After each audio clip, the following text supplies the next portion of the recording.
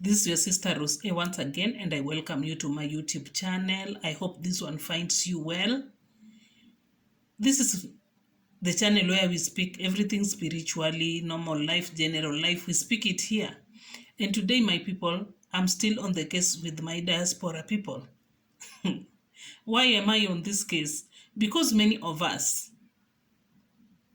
we don't portray or we don't show people back home what we go through, especially on the negative side here in diaspora. And we're the only people who can tell our people back home that diaspora is not a bed of roses.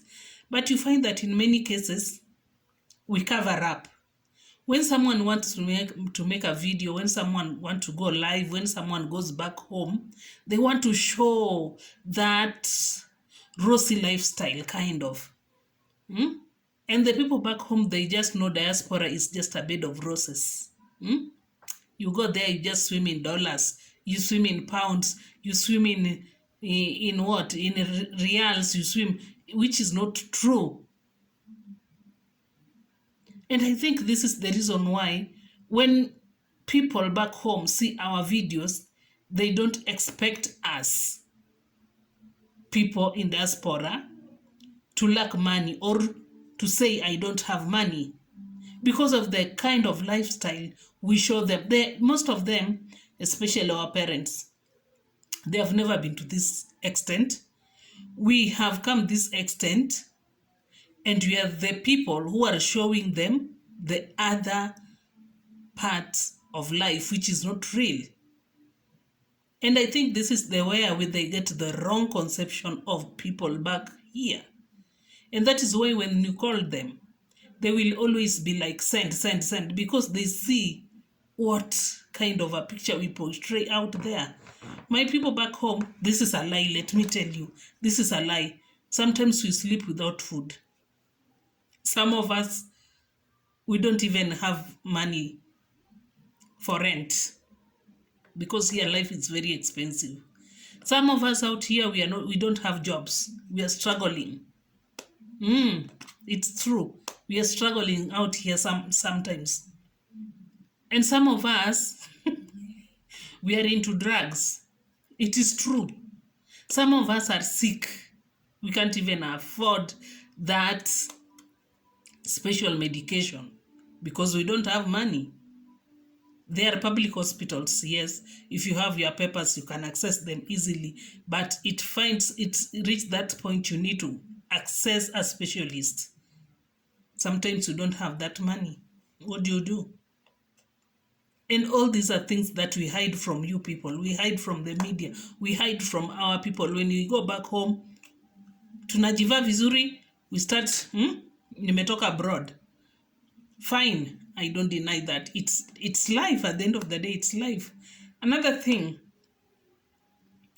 which is the main reason why I made this video, is because, having your freedom or having your space is the best thing you can ever have here in diaspora, especially if you are a grown-up, you need your space. If you can afford that rent, which is quite good, it's quite some.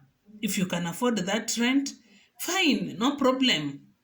Because at the end of the day, you have your space, you have your privacy, you have everything. But one thing I've come to learn, staying alone here in diaspora is not good. It is not. You better find a friend.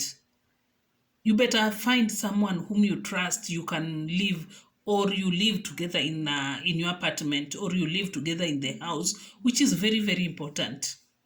I've learned this thing in a very hard way.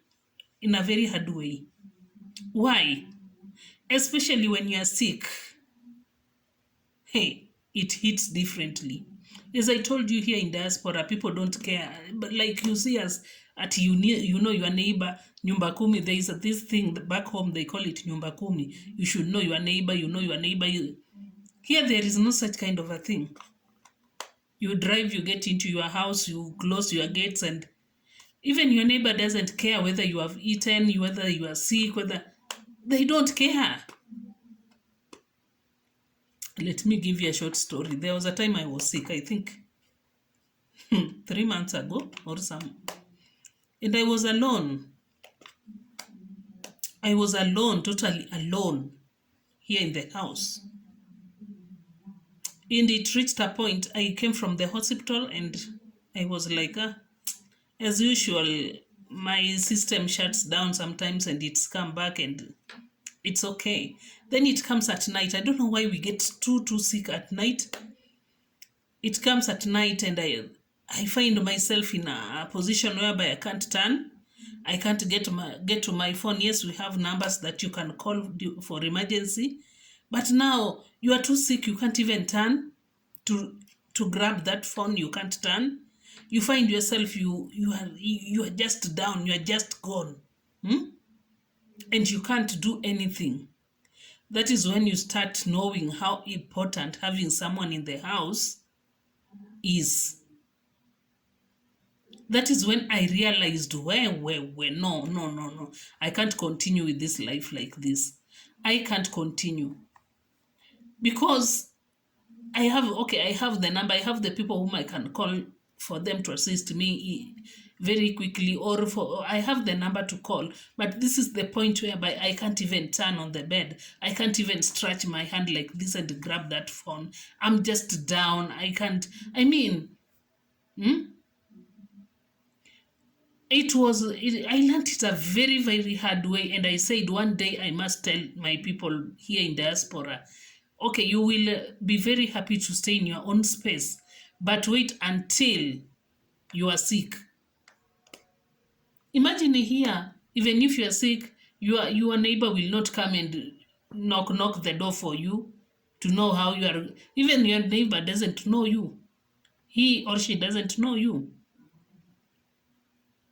There is a friend of mine who told me the neighbor died, and they came to realize after weeks when there was this kind of funny smell coming in that house.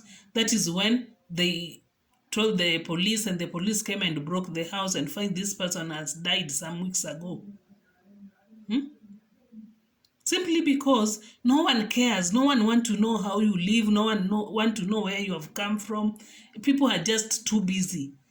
Even if sometimes you have a circle of friends or workmates who are very close to you, and remember, after the work, everyone goes to their homes. Everyone minds their own business. Yes, he's a friend. You can grab that phone and call him. This is a state whereby you can't even turn your head. You can't even do anything. How do you call this person? How do you talk to this person? How do you call that emergency number? I remember there was a time I never used now to close my door because I'm alone in the house. At the same time, I fear cats. I don't want cats to get in the house because me and cats, At the same time, I don't want to close the door. I'm telling myself, what if I die here tonight? What if I die here? How will they get me? What if this kind of, what if kind of. You are a fear of unknown. You just fear things. But I thank God I came out of that. I hope it will not come back again because me and sickness not again.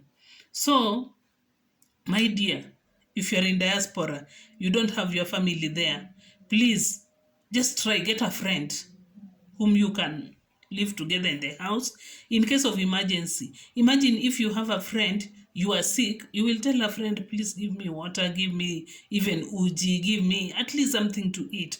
But here is a case whereby you are sick, you have dawas to take, you have no one even to give you a cup of water, or a cup of milk or something.